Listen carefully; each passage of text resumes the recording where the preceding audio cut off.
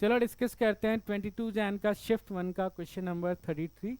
ये एक statement based question है। हमारे पास दो स्टेटमेंट है जिसको हमें ट्रू और फॉल्स की कैटेगरी में डालना है। तो एक एक करके दोनों स्टेटमेंट पढ़ लेते हैं।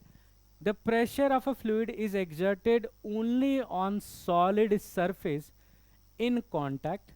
ठीक है, तो एक काम करते हैं हम, एक एग्जाम्पल ही ले लेते हैं ना। मतलब यहाँ पर मान लेते हैं कि हमारे पास एक कंटेनर है, सॉलिड सरफेस जिसकी बात कर रहा है, और इसके अंदर एक लिक्विड ले लेते हैं।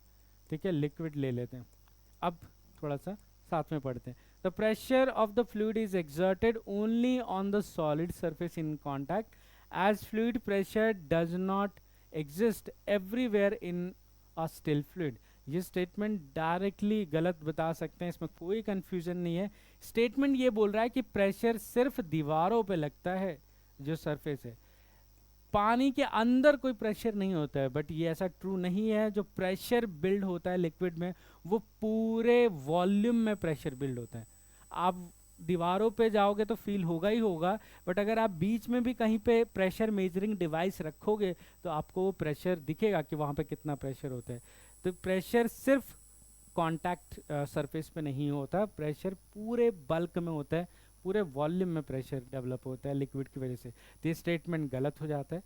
अगला statement, excess potential energy of the molecules on the surface of liquid when compare to interior result in surface tension. Okay, ये स्टेटमेंट कंप्लीटली सही है। अगर आपको सरफेस टेंशन का मॉलिक्यूलर थ्योरी पता है तो उसमें यही होता है कि जो सरफेस वाले मॉलिक्यूल्स हैं उनकी एनर्जी ज़्यादा होती है एज कंपेयर टू जो मॉलिक्यूल्स इनसाइड द लिक्विड है, और इसी एक्स्ट्रा एनर्जी की वजह से सरफेस टेंशन की प्रॉपर्टी डेवलप होती है लिक्विड सरफेस में। तो दैट इज ट्रू स्टेटमेंट। तो हमारा हो जाएगा statement 1 is false, 2 is correct. तो statement 1 is false, 2 is correct, तो फोर्थ आंसर। ठीक है, आई होप सबको क्लियर है अच्छे से।